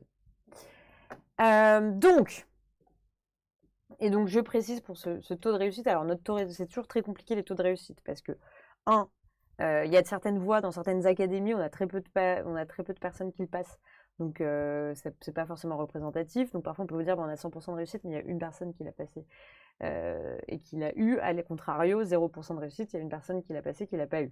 Donc c'est vrai que c'est pas évident de le faire par voie, et au global, ce que voulez-vous dire, c'était que la différence, on a eu 87% de réussite aux écrits, mais ce n'était pas l'admission. En 2019, il y avait après les épreuves orales qui, là, éliminent une partie des gens. Voilà, je laisse Margot vous expliquer. Et donc, il ne faut pas comparer les deux. L'année dernière, on a eu 63,75% de réussite. Et je répète, en 2019, au total, ça faisait 65% de réussite au concours. Donc, on a eu une petite baisse, mais pas une énorme baisse. Et du coup, Mélina, je ne suis pas sûre du 87% que tu sors, d'où tu le sors exactement. En tout cas, moi qui ai des chiffres en tête, je vous le dis, c'est 65% à peu près en 2019 d'admission et 63,75% d'admission en 2020. C'était le petit point pour Tatiana. Alors, l'importance de l'expérience. Effectivement, en plus cette année, il y a un oral de motivation et donc l'expérience peut être valorisée. Mais pas n'importe quelle expérience. Tous les moments où vous avez été au contact d'enfants dans un milieu professionnel ou dans un contexte d'enseignement, ça c'est utile. Donc des stages, si vous pouvez faire des stages en tant que candidat libre, vous pouvez faire des stages. Nous, on peut émettre des conventions de stage. Petite réserve tout de même, certaines académies n'acceptent pas du tout certaines circonscriptions, je dirais plutôt, n'acceptent pas du tout les candidats libres. C'est un principe. Et là, que vous soyez par n'importe où, ça ne passera pas. D'autres acceptent et nous, on fournit des conventions et tous les ans, on a des centaines de candidats libres qui font des stages. Ça ne sera que des stages d'observation pour vous. Vous n'allez pas être en responsabilité, c'est juste de l'observation. Mais c'est hyper formateur et ça peut vous aider à y voir plus clair. Ce qui peut être valorisé si vous avez des expériences d'encadrement, si vous avez le BAFA, le BAFD, du soutien scolaire, si vous travaillez déjà dans l'éducation en tant qu'ATSEM, AVS, AED, tout ce genre de petits acronymes qui se reconnaîtront. et que vous allez devoir apprendre quand vous allez commencer à réviser. Donc cela, ça peut vous aider. Alors attention, quand même, je mettrai un petit bémol, il ne faut pas non plus tout calquer sur votre expérience. Quand on a eu une expérience professionnelle dans le milieu de l'enseignement, on peut avoir tendance à tout voir par cette expérience. Or, le concours, c'est là pour vous demander ce qui devrait être fait. Ok? C'est une différence avec ce qui est fait sur le terrain. Donc là, on est là pour évaluer que vous avez compris en gros ce que vous devrez faire. Ce que vous devriez faire si tout se passe bien, si tout est parfait, si voilà. Après, sur le terrain, souvent, il y a un décalage, mais le but du concours, c'est de voir si vous avez compris, en gros, les grandes lignes officielles. Donc, il ne faut pas faire attention à tout ramener là-dessus. Alors, le syndrome de la maman, que j'ai envie de renommer le syndrome du parent, parce qu'il y a des pères de famille qui passent ce concours, on en a tous les ans. Ce syndrome, c'est en gros de parler de ses propres enfants. Et ça, les jurys détestent. Ça, si vous parlez de vos enfants en répondant à une question d'un entretien n'importe lequel, ça ne passe pas parce que ça leur montre une chose, c'est que vous n'êtes pas encore dans une posture professionnelle, mais vous êtes dans une posture personnelle et ça ne va pas, vous n'avez pas mis le bon curseur et ça peut vous poser des problèmes. Donc ça, on bannit.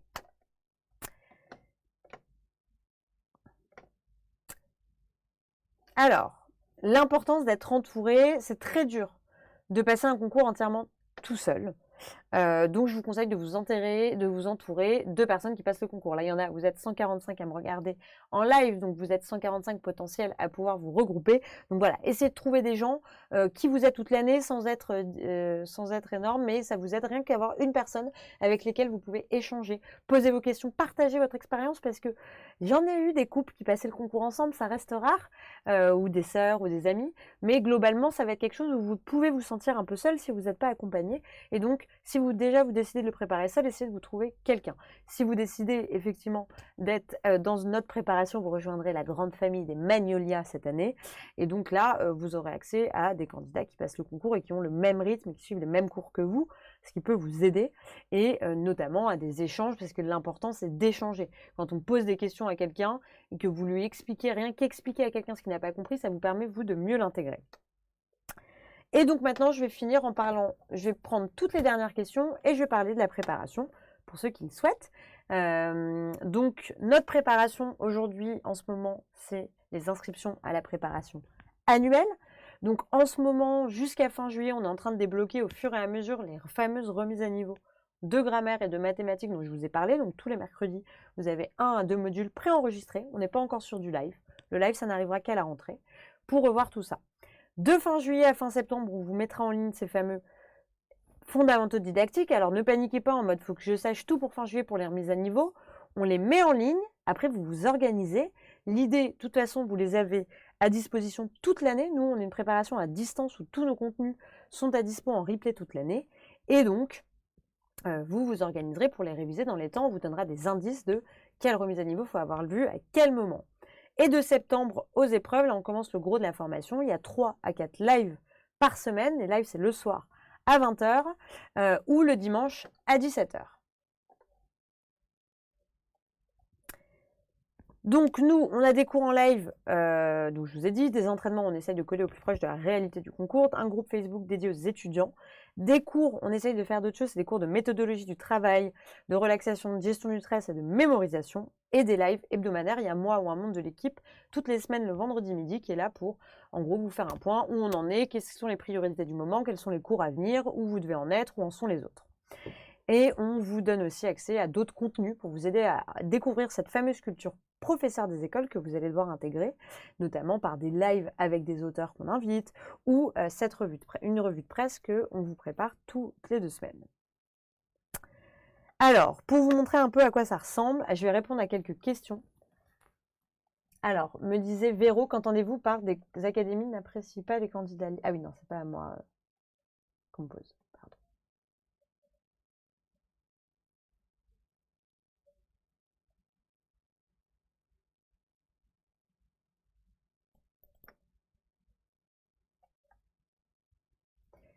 Alors, je peux vous montrer un peu comment ça se passe parce qu'il y a un live en ce moment pour ceux que ça intéresse. C'est où? C'est là.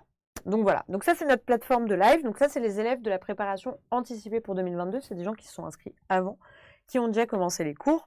Et là, il y a Florian, qui est un champion de mémorisation, c'est la nouveauté de cette année, qui est en train d'expliquer aux élèves des manières d'apprendre, et notamment le palais mental. Donc quand il y a un live, vous l'avez ici. Ensuite, là, vous avez un chat où vous pouvez échanger, où il y a un modérateur spécialiste du cours qui répond aux questions auxquelles le prof ne peut pas répondre. Et à côté, vous avez le live, un peu comme moi, là aussi. Voilà, il y a Florian qui est dans le studio d'à côté. Ça, c'est pour les lives. Ensuite, vous avez ici la liste des cours qui arrivent. Donc là, par exemple, demain, ces élèves, ils ont l'introduction à la question rédigée. Je rassure tout le monde, les gens qui ont la préparation annuelle, vous aurez la même chose, mais décalé dans le temps de faire vos remises à niveau.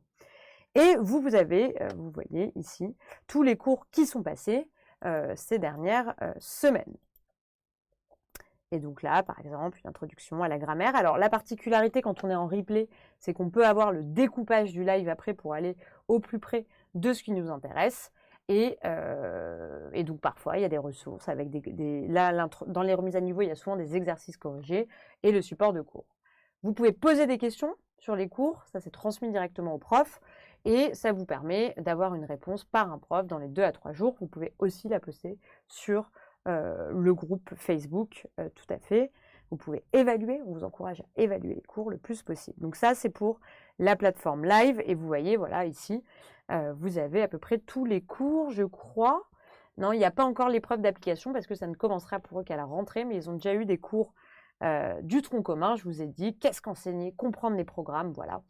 Pas mal de cours qu'ils ont déjà eu, mais que les préparations annuelles auront aussi ou de façon différente. Donc voilà, ça c'est pour vous montrer, pour que vous compreniez un peu plus concrètement, parce que ça peut être un peu abstrait quand on le voit comme ça. Je reviens sur ma présentation, parce que des gens me demandent combien ça coûte. Eh bien, le prix de la préparation, c'est 2 300 € si vous financez vous-même. On peut échelonner, bien sûr, en 11 fois. 2 500 si vous faites un financement n'importe lequel, hein, que ce soit Pôle emploi, que vous mobilisiez votre CPF ou que vous financiez par votre entreprise, des choses comme ça. On ne veut pas non plus que le tarif de 2 300 € soit un obstacle pour ceux qui n'auraient pas d'autres moyens. Donc, on propose un programme égalité des chances auquel on tient beaucoup. Il y a à peu près un tiers de nos étudiants qui en bénéficient. L'idée, c'est que vous déposiez un dossier de 4 pages en précisant votre situation financière et personnelle. Une commission se réunit 3 fois par semaine et décide de vous accorder ou non des réductions en fonction de votre dossier et bien entendu en ayant un œil sur les autres situations qu'on peut avoir. Si vous voulez des informations sur tout ça, je vous invite, comme vous l'a déjà suggéré Mélina, à ne pas hésiter à prendre un rendez-vous avec un de nos conseillers qui vous expliquera en long, en large et en travers par rapport à votre situation personnelle. Comme je vous ai dit, il y a après je vais répondre aux questions qui restent, il y a 2 autres lives qui arrivent pour ce mois de juin. Avant l'été, on voulait vous donner pas mal d'informations. Brigitte, donc la prof que vous avez vue sur les programmes, sera en live le 22 juin pour vous aider à décrypter les sujets zéro de l'épreuve d'application. Donc elle prendra des extraits de sujets et elle vous montrera un peu les points sur lesquels s'attarder. D'ailleurs, les Magnolias, je ne sais pas s'il y en a là, bien entendu, vous serez invités et vous aurez ce live ensuite dans votre espace. Et le 29 juin, là, on fait venir 3 anciens PES dans nos studios qui vont nous raconter leur année de stage, qui peut sembler un peu obscure pour certains. Alors, précision, on ne sait pas exactement comment ça va se passer après le CERPE 2022.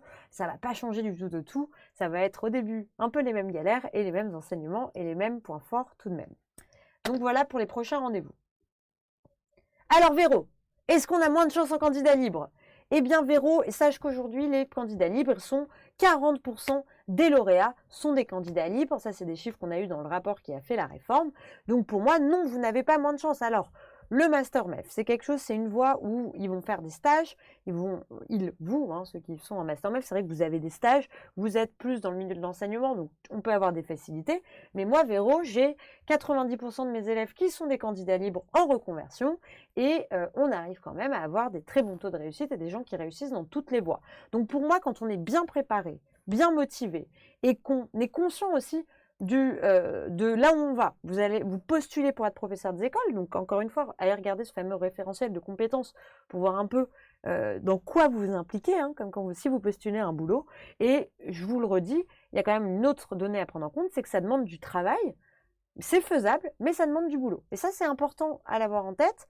Ça vient pas, même une académie qu'on dit facile, hein, comme Créteil ou Versailles, vous avez vu le volume des épreuves, donc c'est important de prendre ce temps et d'être conscient que le concours, c'est un concours difficile. Et donc pour moi, un candidat libre bien préparé a tout autant sa chance qu'un Master MEF. Les inspecteurs et les membres du jury avec qui je parle n'ont aucun a priori sur ce fait-là. Ce qui va différencier, c'est le niveau. C'est pas si vous êtes candidat libre ou si vous êtes Master MEF, c'est est-ce que vous êtes bien préparé, est-ce que vous avez mis les moyens derrière votre projet.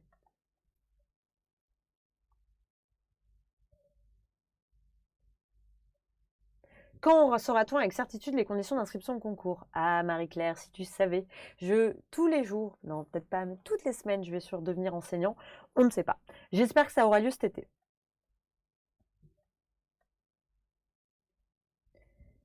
Alors, Tatiana, est-ce qu'il est possible d'avoir des cours en présentiel? Alors non, nous, on est des spécialistes du cours à distance, donc c'est des lives comme ça, vous pouvez échanger, mais on ne fait pas de présentiel. On a vraiment notre particularité, c'est live puis replay après.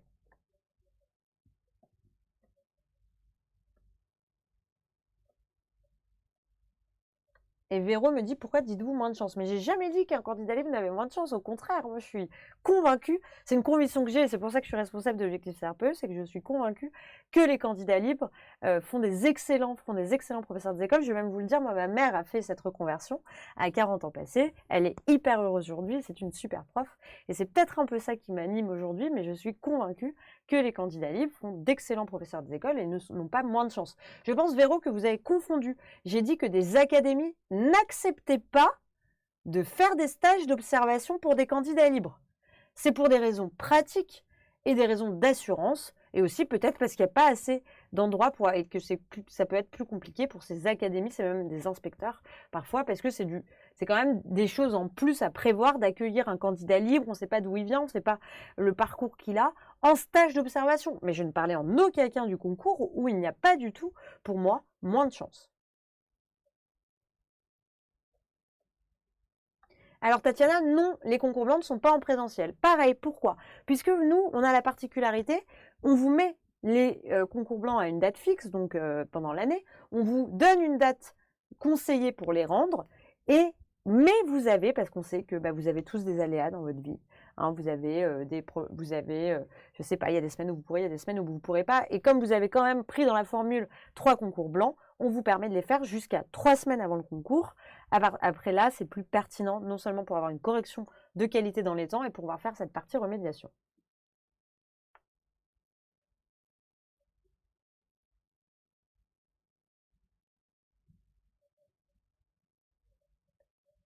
Alors, Manon, quelles sont les académies les plus difficiles? Alors, tu peux regarder sur données statistiques CRPE, tu auras les résultats de l'année dernière. Après, il faut voir les résultats de cette année. Les statistiques du CRPE, c'est quoi? En fait, c'est une combinaison c'est le nombre de postes, en fait. Les académies les plus difficiles, c'est là où il y a beaucoup de candidats pour peu de postes. Pourquoi Créteil, c'est facile? Parce qu'il y a peu de gens qui ont envie d'enseigner dans l'académie de Créteil. Mais il y a beaucoup de moyens. C'est une académie où il y a énormément de villes, c'est très dense, il y a beaucoup d'écoles, et donc ils ont besoin de recruter 1500 personnes par an. Or, c'est compliqué de trouver 1500 personnes pour venir travailler sur l'académie de Créteil tous les ans. Et donc c'est pour ça que les taux sont bas. Pour une académie, on va dire Rennes, la Bretagne, ça fait rêver beaucoup plus de monde, il y a moins de besoins en poste en parallèle, et donc c'est une académie difficile.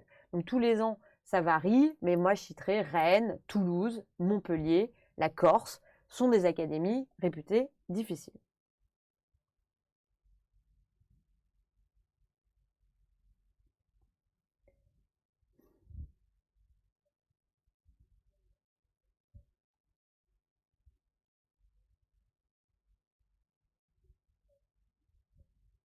Alors, qu'est-ce qu'on dit?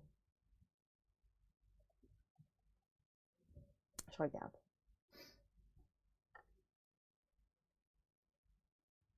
Alors, quel est le poids dans le barème de l'épreuve de LVE par rapport aux personnes n'ayant pas pris l'option? 10 points max. Vous pouvez récupérer jusqu'à 10 points si vous avez 20 sur 20. Donc, il faut quand même le faire. Seuls les points au-dessus de 10 comptent. Donc voilà, ça peut vous permettre d'avoir quelques points. Voilà, c'est vrai que les DOM-TOM, la Martinique, la Guadeloupe, la Réunion, c'est des académies difficiles. Même raison, peu de postes, beaucoup de candidats.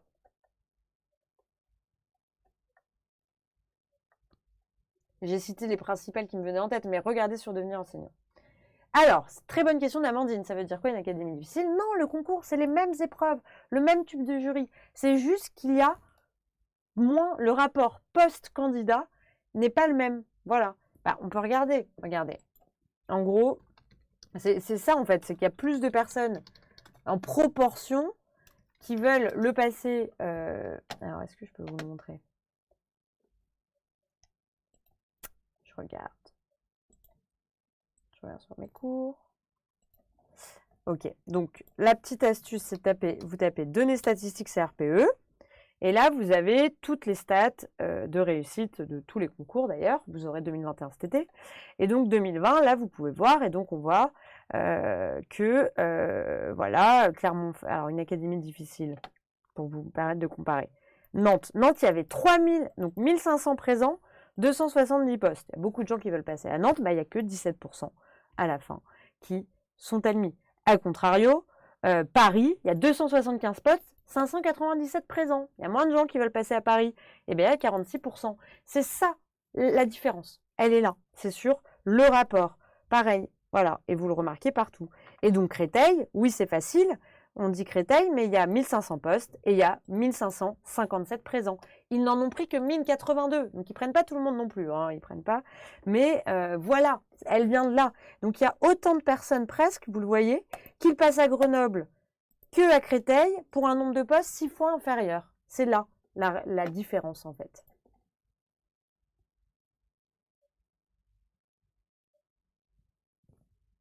Ah, pardon Aurore. Comment passer l'épreuve facultative ou doit-elle dépendre professionnellement, classe internationale ou poste dans le genre? Alors, a priori, pour l'instant, encore une fois, Aurore, malheureusement, on n'a pas toutes les informations. Et pour des classes internationales, effectivement, ça pourrait être un plus de toute façon le fait que si tu es bilingue dans une langue, tu te débrouilles bien. Mais tout simplement, en fait, l'enseignement des langues vivantes à l'école primaire est amené à être encouragé. Et donc, tu pourrais être occupé si tu as avoir cette charge. Vous savez, parfois, il y a des profs qui s'échangent. Il y en a un qui fait musique, l'autre qui fait langue vivante. Donc, c'est déjà à ce niveau-là. Que ça t'ouvre d'autres portes après, honnêtement, je n'ai pas aujourd'hui l'information.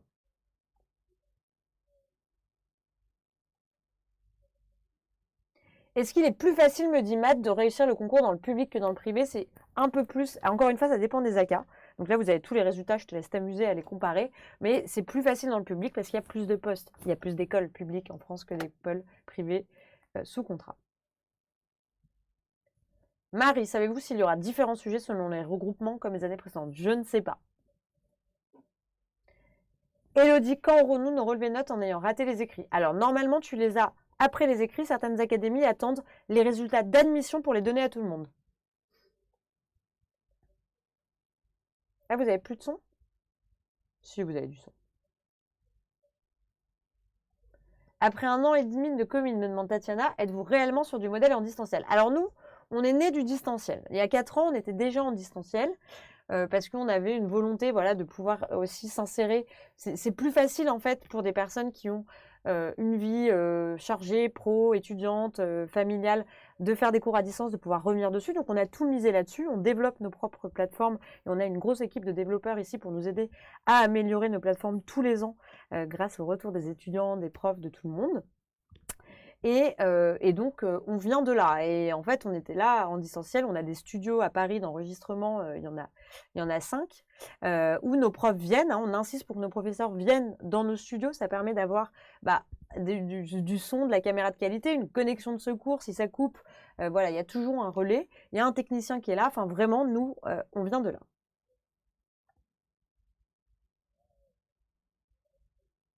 Tout à fait, Amandine. Si je comprends bien le tableau, il y a 4000 personnes qui sont inscrites au concours, 1500 qui sont venues. Tout à fait. Il y a plein de gens. Parce qu'en fait, vous avez le droit de vous inscrire dans plein d'académies. Mais le jour J, comme je vous l'ai dit, vous n'avez pas le don d'ubiquité vu que le concours a lieu à la même date. Donc, vous ne pouvez pas être à Nantes et à Bordeaux en même temps. Donc, il y a plein de gens qui s'inscrivent. Bah, tiens, je m'inscris à Créteil parce que c'est facile. Mais quand même, moi, je suis de la région bordelaise, donc je m'inscris à Bordeaux. Pendant l'année, il va réfléchir, il va aller à Bordeaux. Et du coup, ça compte son inscription de 4500 pour Créteil. En fait, c'est le nombre d'inscriptions. Donc, ça le retire, c'est ça en fait.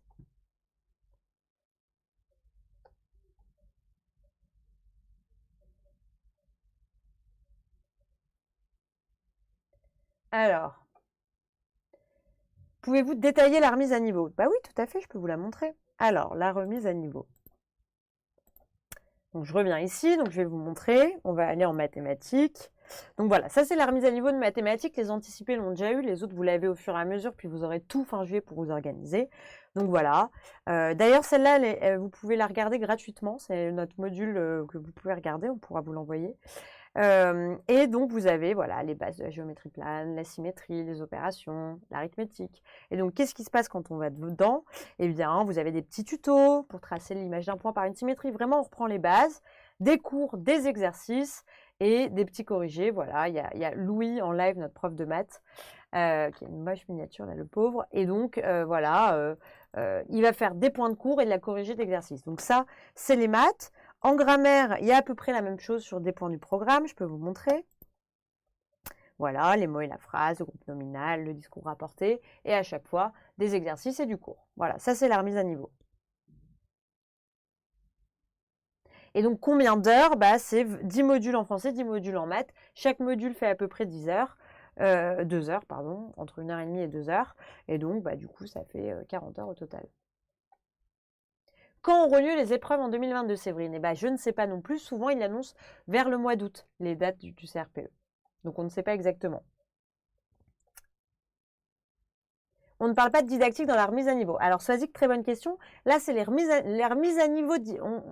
Sémantiquement, ça ne nous plaisait pas parce que beaucoup d'entre vous ne connaissent pas la didactique. Donc, on appelait ça les fondamentaux de didactique et ça va arriver entre début juillet et fin septembre et ça sera en ligne pour tous les élèves là-dedans. Nos professeurs, en fait, sont en train de tourner les modules.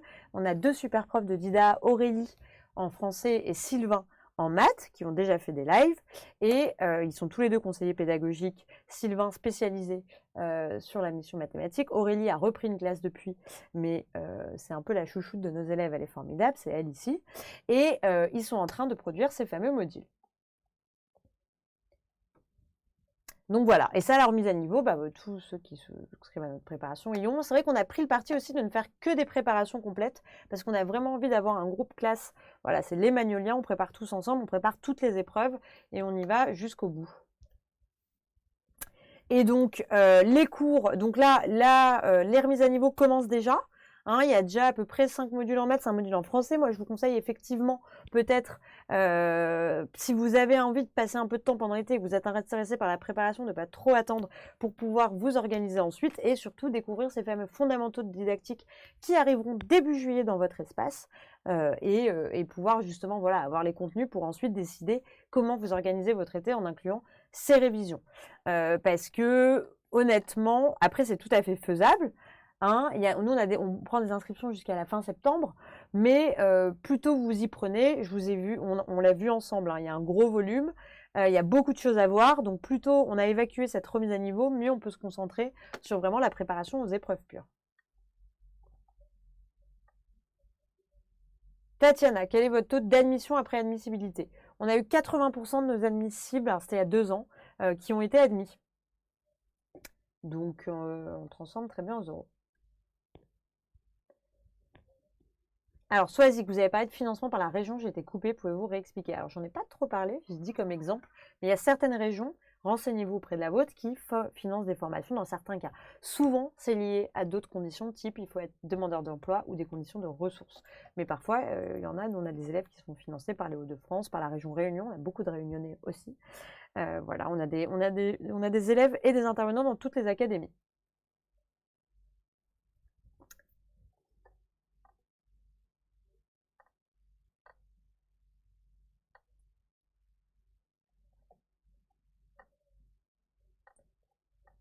Voilà, voilà. Alors, Lilou, oui. Pourquoi pas la Bretagne?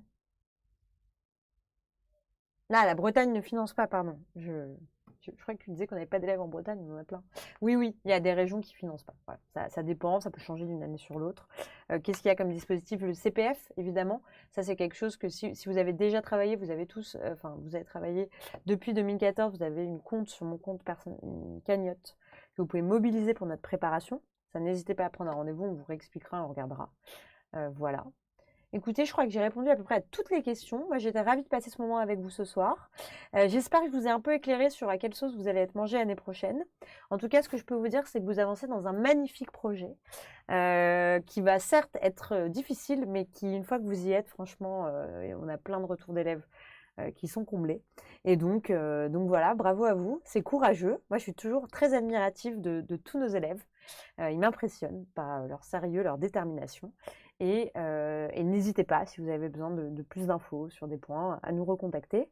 Comme je vous ai dit, on va faire 2 autres lives. On va faire 2 autres lives pendant le mois de juin. Et puis on se retrouvera pendant l'été. Il y aura des lives aussi. Je vais faire un live sûrement moi sur le financement pour ceux qui sont intéressés à venir. Et donc voilà à tous. Et n'hésitez pas. Et Mélina répondra à la suite des questions dans le chat. En tout cas, je vous souhaite une bonne soirée et plein de réussite, hein, surtout dans ce beau projet.